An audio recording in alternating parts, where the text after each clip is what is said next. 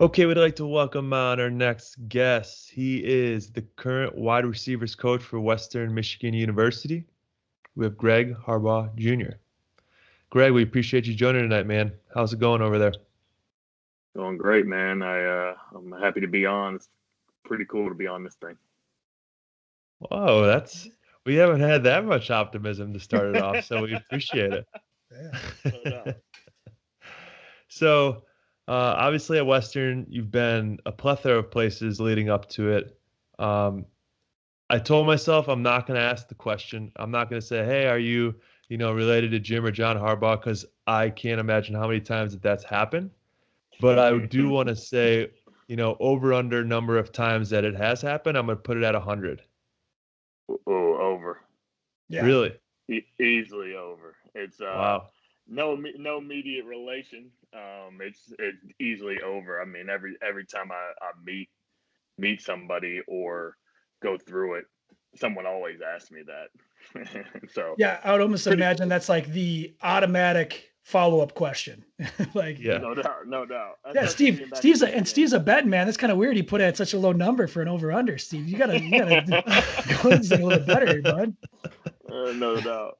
That's the equivalent to me. I get my last name's Bills. So, I Right. mean, it's not the same thing, but I can't tell you how many emails I get. Hey, Bill, just wanted to ask you. It's like, I've met you 5 times. Like, can we just comprehend that, we know each other's names? But, well, now we know. What number do you think it is at?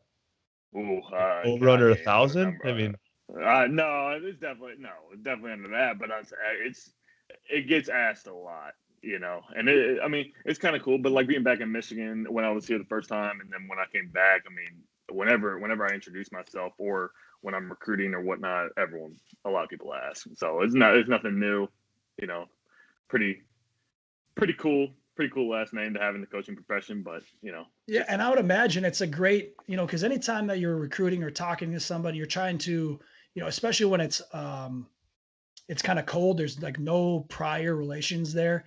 It's always nicest to have that something where all of a sudden you have something kind of to talk about. Now, granted, you're like, well, no, actually, there's no relation here, but yeah, it's a really cool last name. I'm a really good coach myself too. How would you like to come to Western Michigan?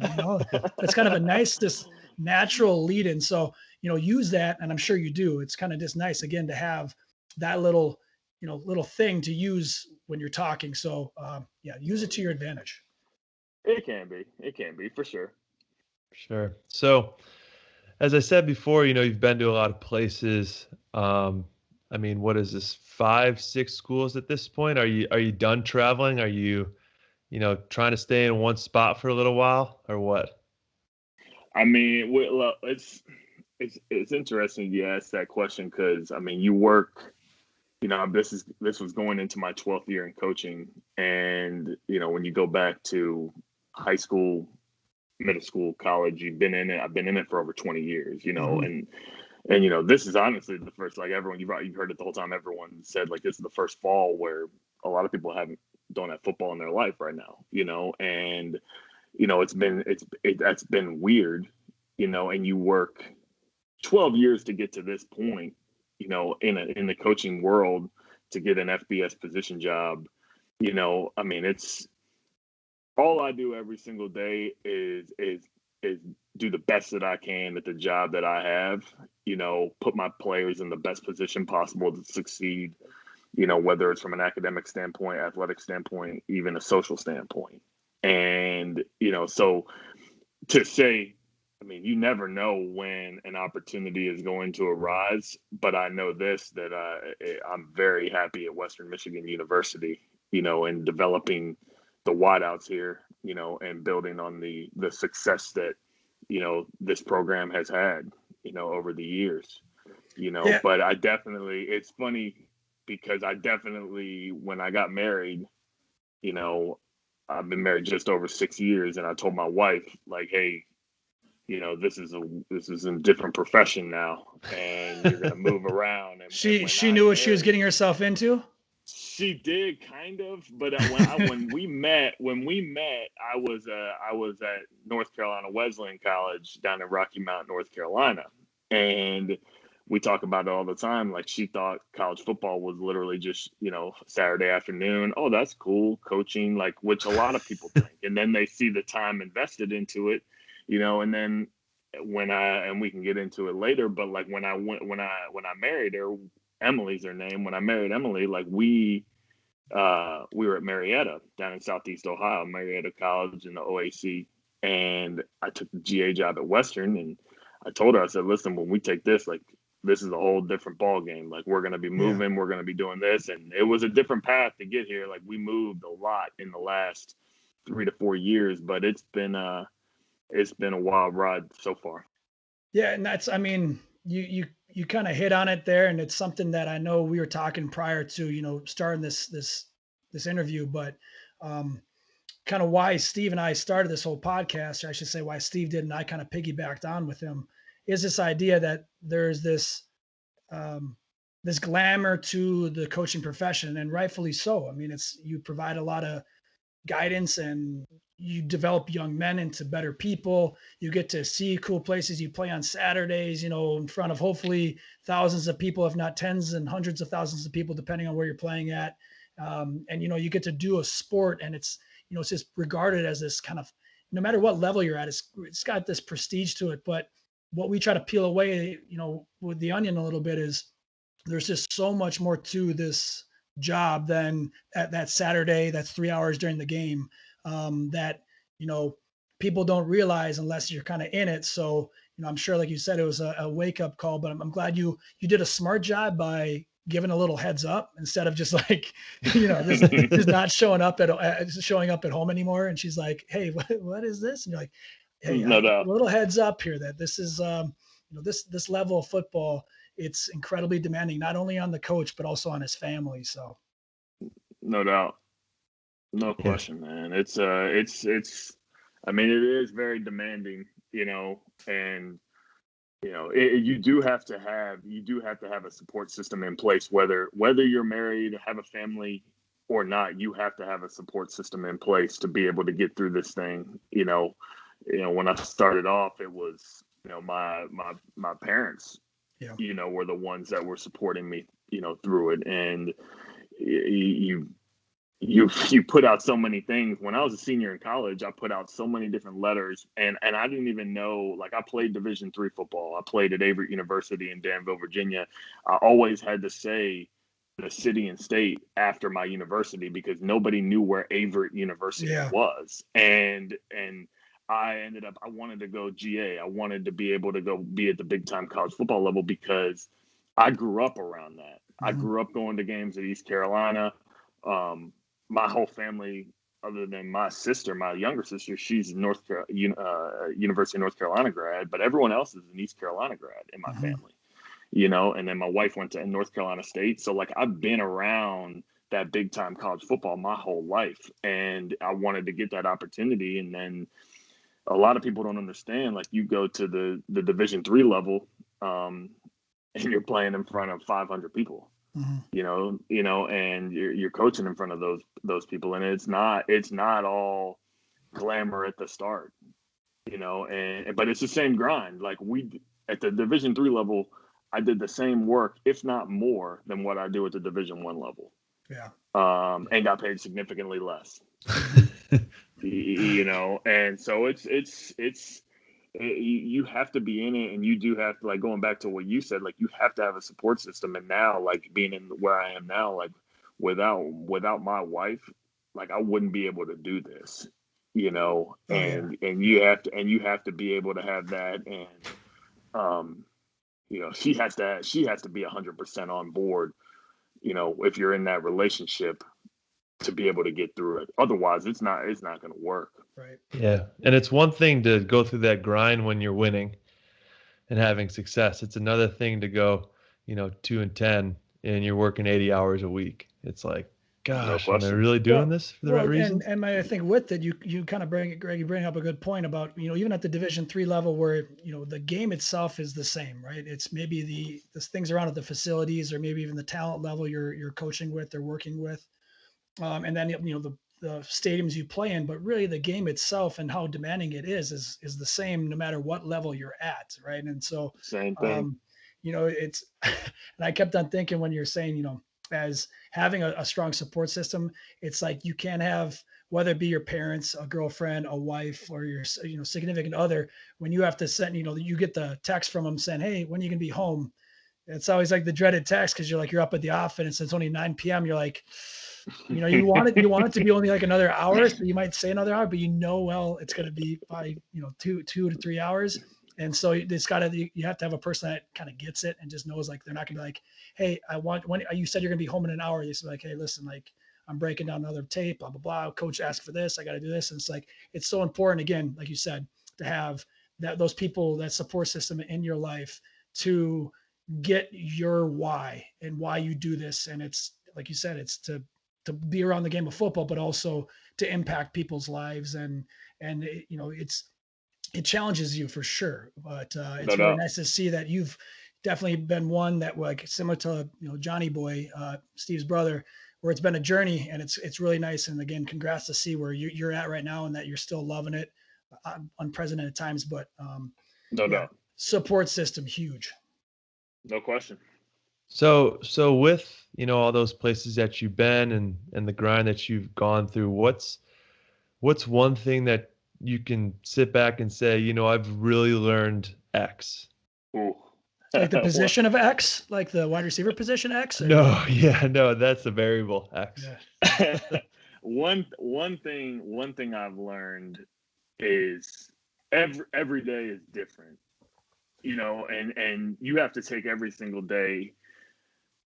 You have to take an approach every single day that every single day is different. And what I mean by that is you have to be able to, because you got guys that are in your room, whether you're a GA, quality control, position coach, you got guys in your room that are going through normal college kid things, and things are going to be different every single day. And you have to approach every single day with a different type of energy.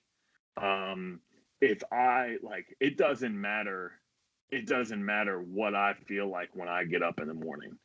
I have to be able to bring this an energy that's going to be contagious to those guys in the room, because if I have negative energy or I'm down, those guys aren't going to be able to get anything out of practice, or because not every single day is game day. Like a Tuesday practice in college football, as we all know, like a high percentage of those guys don't want to be out there.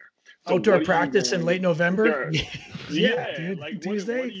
What are you going to do? Especially like if you aren't having the most successful season. So what are you going to be able to do to be able to motivate those guys every single day? And like I've learned a ton. But like the one thing that I've always stood strong on is every single day is different, and making sure you attack that day, different, and with just an energy that's very contagious. And if you're able to do that, you can know nothing about the game of football, but if you can get a kid to have energy and play hard every single day and attack that day, you're gonna have a shot. That's a good response. I love that. Yeah. No. Hey. Yeah. Great. Yeah. Great answer. Great answer. Yeah. Yeah. So I do want to touch, for the Bronco fans out there, just so they, can hear. Obviously, the season's not going on, but just to give them a little positive vibes going into whenever the season does happen. You guys had a little bit of success last year. Curious, anything specifically about the wide receivers group, the passing game, something that can get the people excited going into this season?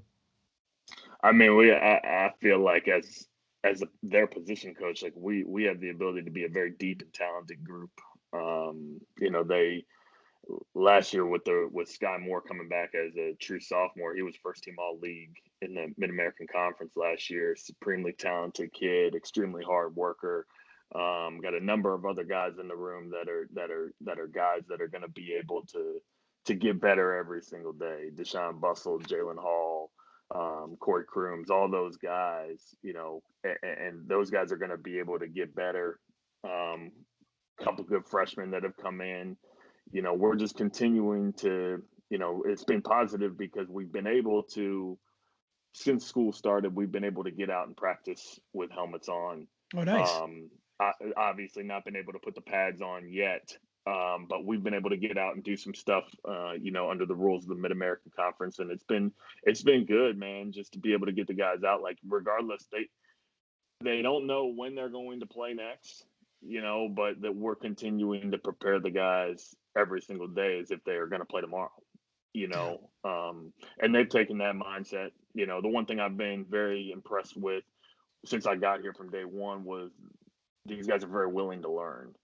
And if you have a group that's willing to learn and get better every single day, you can be pretty good, and Definitely. then but you got to have talented guys. And I've been blessed with this particular room. These guys are talented enough, where we can have success within the conference, and hopefully nationally too. For sure. Yeah. So speaking of that, you mentioned not knowing when they're going to play. Have you seen any sort of, lack of energy, lack of enthusiasm? I mean, if I'm thinking myself, like I'm out here practicing every single day with no idea when I'm actually going to be playing an actual game, you got to think that there's going to be some, like, why are we here? Some Thoughts. reward, right? You're looking Yeah. for it. You can put up for the practices knowing you have a Saturday coming up. So that's a tough one, right? Yeah, and it's weird because like it'll probably be a day I'll never forget, where the day they canceled the season, Yeah. and obviously it was unprecedented because we were the first, and our guys responded extremely well. I mean, it was a Saturday. We literally just finished our 12th walkthrough. We were going to have practice the next day in helmets for 4 days before we put shoulder pads on. Wow. A few days before that, it had been announced that we were playing Notre Dame. That was official. Then it gets canceled, and our guys are out there on Monday. We lift them on Monday. We lift them on Tuesday, and I think the following week we tested them. Like it was still under those rules. It was still mandatory that we could have them there, and then but they still attacked it. I mean, I was, because you think back to when you played, like you don't know how you would react. Oh yeah. Not very And well.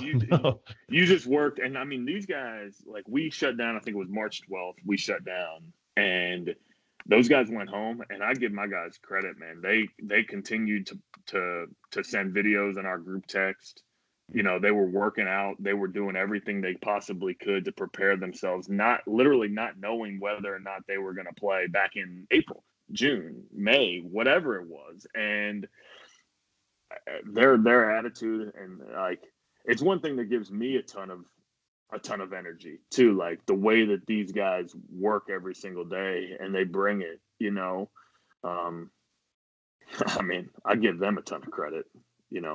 Yeah, but let's not lose sight of, top down. You're bringing that energy every day, attacking it differently each and every day. And one person you might have gotten that from is when you coach for PJ Fleck, at Western and at Minnesota. I'm curious, what's one thing or two things or the biggest area you feel, that you improved upon as a coach, when you were with him? I learned a lot from him. I learned a lot from a lot of those coaches up there: Kirk Soraka, Matt Simon, Rob Wanger. I learned a lot from a bunch of different guys. The one thing that I think I learned as a whole was just constantly getting them to be better the next day than they were the day before. We had up there, what we said was change your best. Your best yesterday isn't as good as what it needs to be today. And the thing that I've adopted, and a lot of people use it, but I always use the phrase of 1% better with the wideouts. We have a sign in our room that says that. That's all I care about, is getting 1% better. I have a couple different philosophies, one of which is I treat the guys like a professional every single day. I demand them to do the right things on and off the field in the classroom.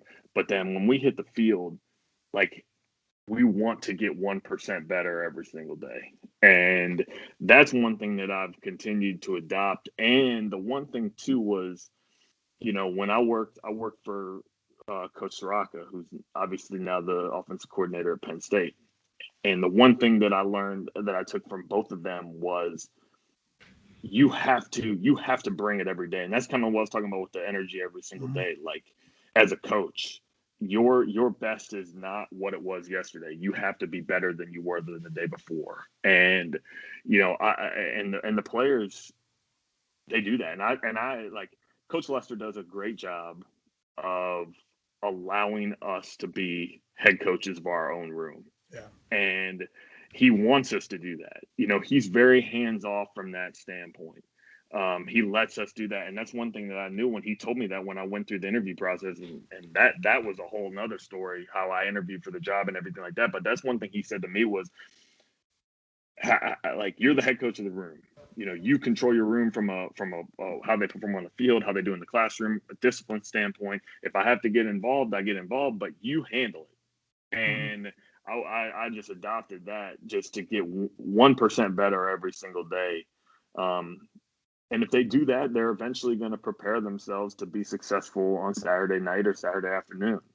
And I believe strongly in that. And that's how I coach too. Like they find out pretty quickly I'm very intense on the field. I make sure that they're it's all in the details, and it's all about getting better. And if you can do that, you can take a great player to being, a pro. You can take an average player to being a good player. And if they get 1% better, and it's in the details, I really believe that. I'm glad you mentioned that, because it sounds like how you're allowed to coach is, again, how you then in turn coach your players. You give them, there's a lot of autonomy because you treat them as a professional. Your fellow coaches treat you as a professional and say, listen, this is your room. Like, you are the head coach of this. And so that's right. That's also, it's a blessing, and it can also be a curse, because if you get in over your head and you're not holding guys accountable and they're not lining up correctly, the head coach isn't going to be mad at, say, the particular player. He may be, but it's going to look poorly upon you as the coach coaching that room, because you are either allowing it to, you're coaching it or allowing it to happen, so one way or the other, it can't be done. So I'm glad you said that. And I think that's a great tool to use, is like, you can't micromanage people. It may work in certain situations, but overall, people need autonomy, and they'll in fact become better when you give them more space, or you give them the tools to get themselves better, instead of always, like, I don't know, always like just standing over them and making sure they're doing it. Give them some ownership of their own development, I guess. I've been fortunate, I've been very blessed to be around a lot of good coaches. And the one thing I remember was, and it was the same as it was when I got into the offensive staff here at Western, was when I was with Coach Siraka. Siraka would always ask the position coach how he wanted to coach it. And I thought that was really important, being a guy that wasn't a position coach under him, but I worked directly with him. So I was able to be around him a lot. I knew his personality. And it's funny because Coach Moreland, our offensive coordinator here at Western, and Coach Lester do the same type of thing. They say, hey, how do you want to coach it? And if it's not something that they agree with, they'll then interject, and they'll be like, hey, let's try it this way. Yeah. And I think that's a huge, like, from a leadership standpoint, and being able to, because we've all been around coaches that tell you it has to be done this way. Yep. And it doesn't allow you to be who you are. And if you allow, especially as a young coach like me, I'll be 34 in a few weeks, and I'm still looked at as a young coach in the profession, and I'm still I can still be looked at as impressionable, and I learn something new every single day. And so, like, I've learned, like, hey, good coaches, they do a lot of the same things. They're very similar in the way that they hold their staff accountable, the way they treat their players, the way they do everything. And that's kind of, I don't know how I got off on that topic, but it's like, it's one of those things where it's like, man, like, if you can allow your coaches to coach how they want to, going back to what Coach Lester does, let them be the head coach of their room, you can be successful individually when your group, and then collectively as a whole team. Sure. And a follow-up to that, I'm curious, just from my perspective, like, when the offensive coordinator or head coach says, hey, how do you want to coach your room? What's an answer to that? how do you approach that type of question? It seems very subjective, and I don't truly know what you would respond with. Well, you have to be yourself. You can't. I tell this one to one of our graduate assistants that works with me. His name is Nick Foss, young coach, and he's still learning. Like he's different than me. He's like, I tell him like, hey, your job is to coach. And the one thing I learned too when I was a graduate assistant was, do you want to be a graduate assistant or do you want to be a football coach? There's a difference. And do you want to just do the grunt work, and do you want to do this and you don't want to do that? Or do you want to actually be a coach? Because you might have to stay there in the office a little bit later to finish up your duties as a graduate assistant. So when someone tells you to coach the room how you want to be, you have to be yourself, and you have to put your own flavor on. Like if I told Nick to go out and coach the position and to run a position meeting, his position meeting better be different than the way I do it. We better be saying the same thing, but it better have a different flavor to it or a different way of doing it. You know, because that was one thing was like when I was a GA and Coach Fleck would sit in on our meetings as a GA, and he would actually take notes and tell us, you know, what he thought we did well, what we didn't do well. Wow, that's interesting. And it was a pretty cool thing because like I paid attention to those certain things that he said, you know, because that was when I really learned. No discredit to where I was before, because I coached Division III ball for 6 years, but I really learned to coach as a GA. I learned who I was. You know, I sat in Matt Simon's meeting room for 2.5 years. Yeah. I sat in Coach Shiraka's meeting room for so long, listening to him talk to Zach Terrell, to other players, like, mm-hmm. and you figure out what works for you, and then you go out and do it. Because when you listen, and then you go out and do it, you know, it's one of those things where like sometimes you say things the wrong way, and I tried to do that with Nick. Was give him the opportunity, especially during this quarantine, was when we were able to have meetings and do those kind of things. Give him the opportunity to run a meeting. So he might break down an NFL wideout, run the meeting. I might ask him to install something. He'll install it with me before the meeting, but then I'll be like, hey, this is what needs to be said. This is how it needs to be done. So you put your own flavor on it. You put your own twist on it, and make sure the guys understand it. Because at the end of the day, if the players don't understand it and there's a disconnect from the meeting room to the field, it ain't gonna happen. It's not like you're not gonna be good. Yeah, I don't care how cool your presentation is. You have all these you have this PowerPoint presentation with, you know, all these good transitions, and you got like a video clip here and stuff. As long as if they're not doing it out there, it doesn't matter. It's like you may as well just get the presentation away, and you know, so yeah. It doesn't matter. You can have all these cool buzzwords and everything like that, but at the end of the day, if the kid doesn't understand it and he can't go execute what you want to do, you have to sit there. That's what I think is a big thing in coaching is like you have to. And I learned this like in football. There's no original thought anymore. Yeah, as we all know. And you constantly learn, but like you have like I always listen to coaches when if there's a disconnect between the players, like you have to sit there and think back, all right, how am I teaching this? How can I reflect back on this so that I can make sure that Sky Moore does understand it? You know, because if he doesn't understand it, they're the reason we're here. Yeah. You know, so we have to be able to think of effective ways to be able to communicate to our guys. Yeah, I've always thought this idea of, you know, in coaching, you have to have an ego or else you wouldn't be in the position you're in, regardless of what level, you know, some type of ego, you know, you have to, no doubt, you know, but you also then have to be humble enough to step that thing aside and then do some self-evaluation or some almost some self-scout, some self-study and say, absolutely, you know, if I'm doing it this certain way, I'm coaching this certain way, but I'm not getting the results I want. As much as you think to yourself that what you're saying is correct and good, if the results aren't there, you need to then be humble enough, remove your ego and realize you may have to change this in order to get the results that you want. No doubt. And one thing I'll add, like what I said, because I don't want it to sound like I didn't learn in my first 6 years, but like I always tell people, like I'm a bad person to ask when they say, should you go try to GA straight out of playing Should you be a young GA? Should you do this? Because I learned that I love the game and I loved coaching at the small college level. Yeah. At North Carolina Wesleyan, at Methodist University, and Marietta College. Like, I learned that I loved coaching college football. I loved being around the kids. And then when I got to Western Michigan, I learned how to coach at the FBS level, at the Division I level. And those 2 years were invaluable.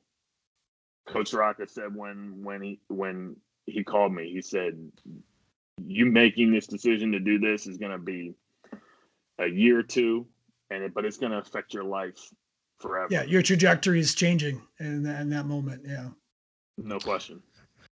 So when you are doing some self-reflection, you see that disconnect between you and your players. Maybe you're coaching an install or something. Like, what's an example where you see that disconnect in, like, you started teaching at point A and now you're like, I got to change it up to point B. Like, what's an example of seeing that disconnect and then altering your method as a coach? I think there's a fine line, because you kind of deal with that when you get incoming true freshmen coming in. Mm-hmm. Are they not understanding what you're doing, what you're saying, or are they not working? Yeah. And so, but when I looked at it, I always base it off the players. I listen when I took this job. I listened to our head strength coach. I listened to our head football coach. I listened to our head athletic trainer. I listened to every position coach on how my room was, and who the smartest player in the room is, who struggles learning things, who's the most athletic, who's the hardest worker, and then. If kids continue to make the same mistake over and over and over again, I always look at it from my standpoint first of how can I communicate this better? How can I go back and do this? One thing that I hit hard on them when I first got here was especially because it was when we ended up breaking for the quarantine, like it gave me an opportunity to really teach the game. Coach Lester hit on that big, like, hey, let's take this opportunity that we have. And you heard a lot of coaches say that, like, teach them football, and we spent a ton of time teaching coverage, going through the things that you'd have to go through maybe in an hour meeting that you gain somewhere along the lines. Like, I could actually build that into my whatever hour week. Yeah. And to answer your question, Steve, it's like, you have to sit there. That's why I say it's a fine line. Like, are they working, or is it a communication issue on my part? And I always look at me first.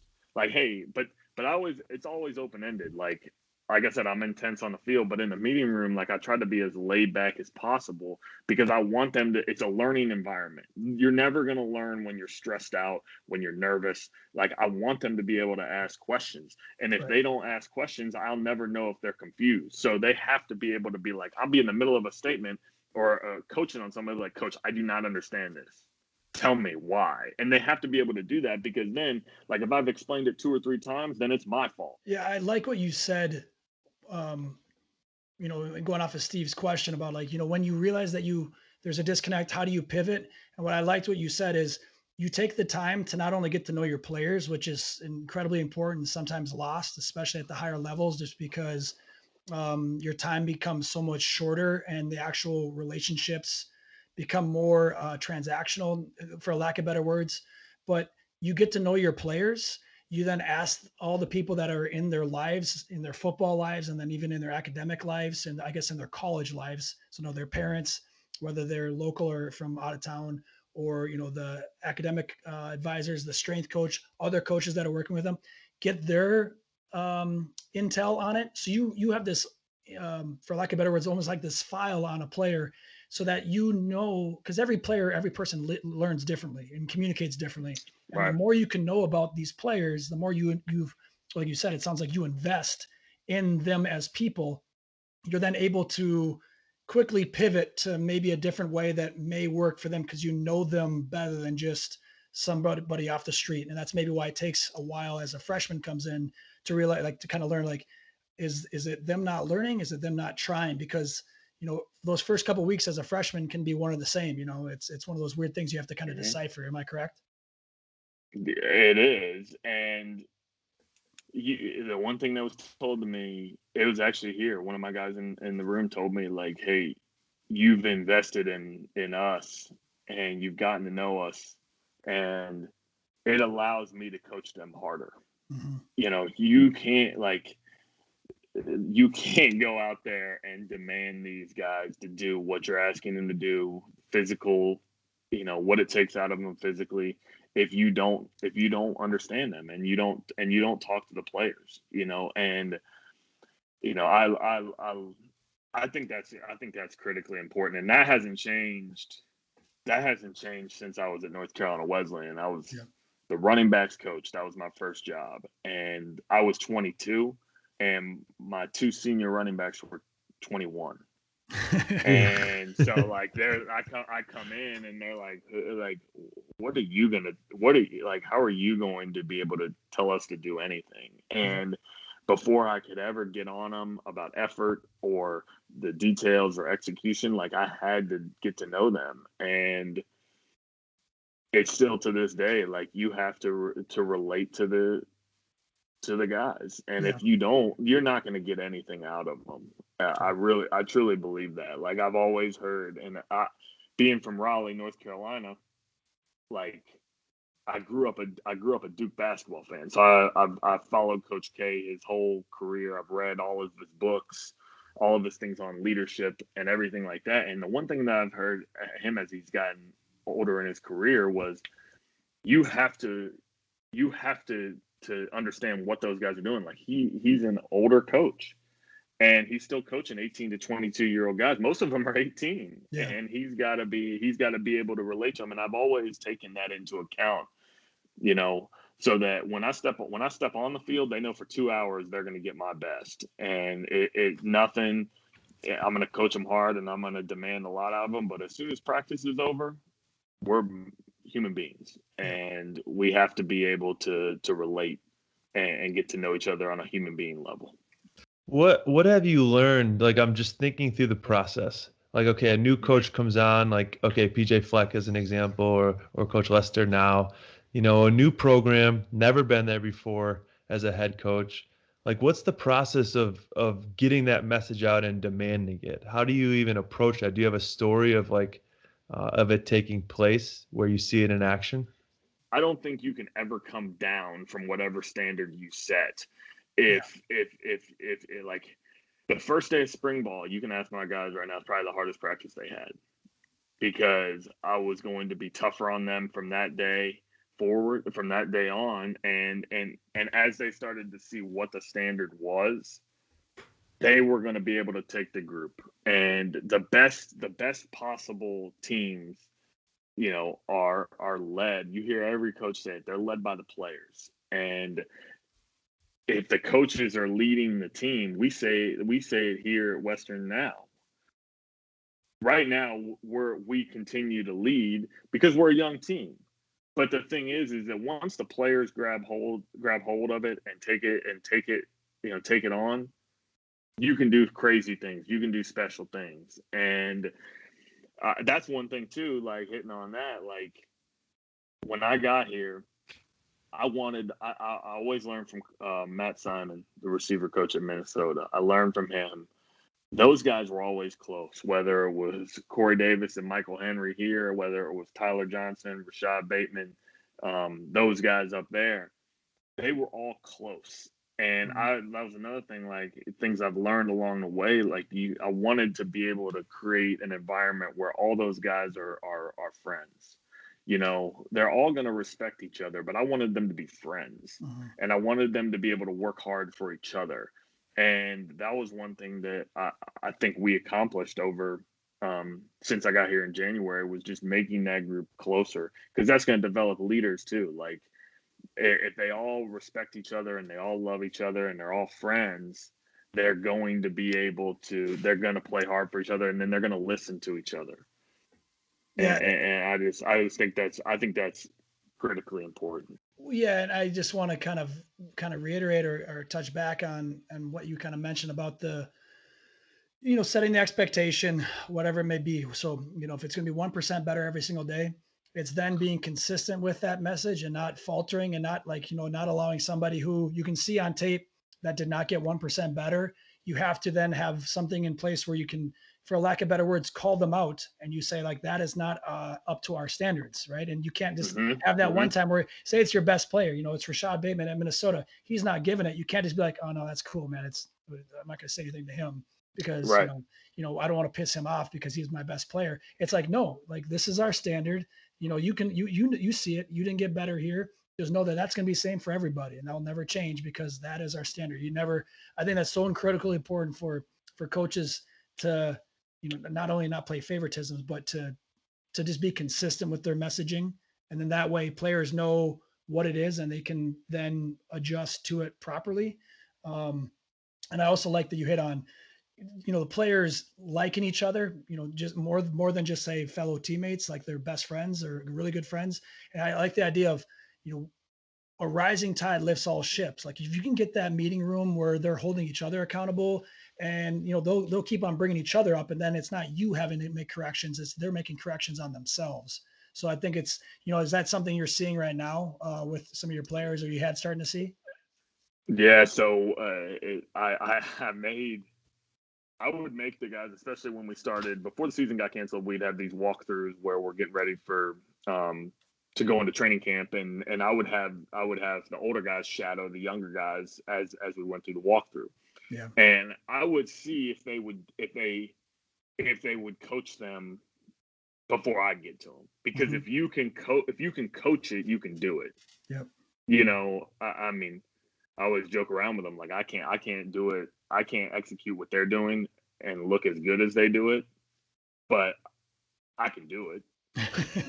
Oh boy, 34 years old. Let's go. I'm not gonna look like those guys doing it, but if you can coach it, you can go do it. And I've always thought that, and I always try to get on them about it. Where it's like they see a mistake, as soon as they see a mistake, they know, and then it also carries over to. They're starting to learn, because we can get into the receiver philosophy, but it's one of those things where I look at the receiver play as it's a game within the game. It's not just a post route you're running; it's how you're defeating that guy over top of it. And those guys started to see that, and they start to know when they make mistakes fundamentally, not just in the playbook. Like they know the playbook, but how being able to execute everything fundamentally, with details and how they do that. They started to see how when they make a mistake, they turn around, they're like, crap, I made a mistake here. Yeah. And that's how you want it, and then you want the older guys to be able to coach the younger guys, because they're definitely going to listen to their peers, and then it just creates, opportunities for older guys to be able to lead.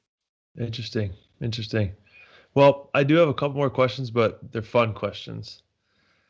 What are you saying? Like this, you weren't enjoying these questions, Steve? What are you saying here? Yeah. No, you'll see. You'll understand. The first one is, favorite formation. It's a two-part question. Favorite formation and play offensively. Ooh, favorite formation. Favorite formation is I don't know, man. It's I love 11 personnel. Like I've loved. Yeah, there we go. I've been like I think 11 personnel. Like I don't know if it's necessarily the right formation.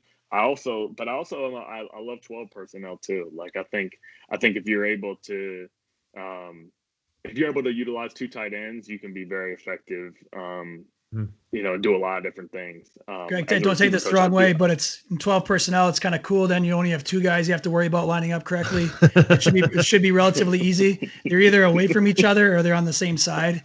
Whereas anytime you get like 3 or 4 wide receivers, who's the Y, who's the H, who's the X, who's the Z, and it's like you, him, right or left. So I appreciate the answer there. No doubt. I guess favorite play, like I just love. I love RPOs. I mean, it's one of those things where, obviously when we were in Minnesota, it kind of became famous. That's what we did. Yeah, you'd watch a game and the commentators, even if it wasn't like an RPO at all, they're like, "Look at that RPO!" And you're like, "No, that was just a play action pass, but cool." One of my buddies, I asked my buddy after the game, I was like, "Hey, did you watch the game?" He's like, "Dude, I can only watch Inside Zone so many times." Yeah, and I'm like, man, like whatever, but it works. It's fun. It's fun. I love trying to figure out. I love hearing about new from other coaches. What they're doing, from an RPO game.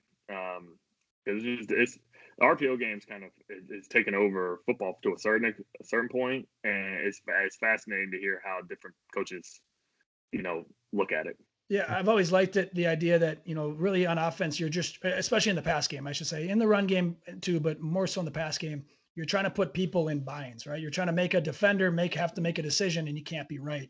Especially in the RPO game, that's exactly what you're doing. You're just, a guy cannot be right. He might be able to defend it or try to, but he's got to make a decision. And off of that decision, you should have some type of window lane, either to throw it or to hand the ball off. So, I mean, no doubt. People kind of, I think old school football people kind of are like, oh, RPO, blah, blah, blah. And it's like, listen, you're putting the defense in a bind. That's what you want to do. So it's like, it's triple option football. It's triple option football just with a forward pass. Yep. Exactly. I'm having Denard Robinson flashbacks right now. There you go. In a good way. But okay, last question is favorite football movie. Ooh, I don't favorite football movie. I don't know. I really or something. No, like I don't like to be like just do what everyone would say, but probably Friday Night Lights. Yeah. That's a good one. Funny, I had the follow up. Are you the show or the movie guy? Ooh, I don't watch a ton of movies. Like I would rather with the Friday Night Lights a movie, but it's funny that you asked what my favorite football movie was, because I would much rather watch like a Hard Knocks episode than a football movie. I don't know why. I like it. I like it's real life. Like yeah. Like the one thing that's kind of cool right now on ESPN Plus is the Oklahoma State documentary. That's pretty cool to kind of see how they're dealing with COVID and how they were dealing with everything going on in the world and everything. So you kind of see how different people, react to certain things. And then the Hard Knocks has been pretty cool because you've been able to see how the NFL teams have dealt with COVID, how they've done this whole social distancing thing, the testing, and then still being able to prepare. It's going to be interesting to see how those teams play. Starting tomorrow. Tomorrow, yeah. That's right. Well, I don't have ESPN Plus. I'm gonna guess Adam doesn't. So if you feel free, send over the username and password. We appreciate that. I can give you a Netflix and Hulu back. We can call it even. Well, Greg, we appreciate your time, man. This has been great. Super excited for you. Happy for you making that big jump. Welcome to Michigan. West side of Michigan is incredible. So if you and the wife are looking to do a nice little trip, you cannot beat like a Holland, Grand Haven area. But yeah, go ahead, Webbs. No, I agree with you. As much as it pains me to say, yes, Western Michigan and the western side of Michigan in general is a very beautiful part. The beaches and everything are phenomenal. So yes, definitely enjoy it when you can. But Greg, where can people find you on social media? Are you on Instagram? Are you on Twitter? Where can either players or other coaches, whoever that are listening to this, if they have questions or just want to connect with you, how can they get a hold of you? So my Twitter handle is @Coach Harbaugh, HARBAUGH. So that's really the only social media platform I use. I'm on Instagram, I'm on all that, but Twitter is really where you can find me, but @Coach Harbaugh. Cool. I guess with that, give you if there's anything else you want to say, with it. Hopefully we were able to kind of cover everything. We could have gone in depth with your kind of career again, starting back in, I think 2009 all the way up to now, and every single place you've been.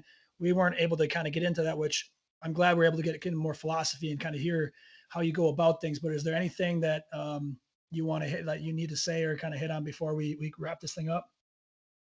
Just if wherever you are in your career, like I said, I'm a young coach, but make the place where you're at better than where you found it, and if you do that, you're going to be, you'll set yourself up to be really successful, regardless of whether or not you're painting the practice field or you're sitting in the press box, in the big house playing against Michigan one day. Like, Yep.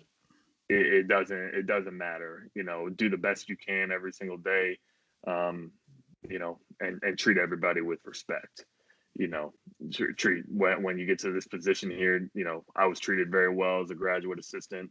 I was treated very well as a Division III coach. I'm treated well right now, as a full-time position coach. Treat the people underneath you, better than you were treated, and good things will come your way. Cool. Yeah, that's Respect. a great message, man. So thanks so much, Greg, for joining us. Steve and I really enjoyed the interview. Again, I know we already said, the season's not happening right now, but wish you guys nothing but the best when you guys can pick back up. But in the meantime, like you said, keep on getting 1% better. So thanks. No doubt. Thank you, guys. I appreciate you having me on. Yeah, thanks, Greg. See you guys. It's more than a feeling. No, it's something I believe in. You light up the night, yeah. You light up the night. You got the sun in your eyes.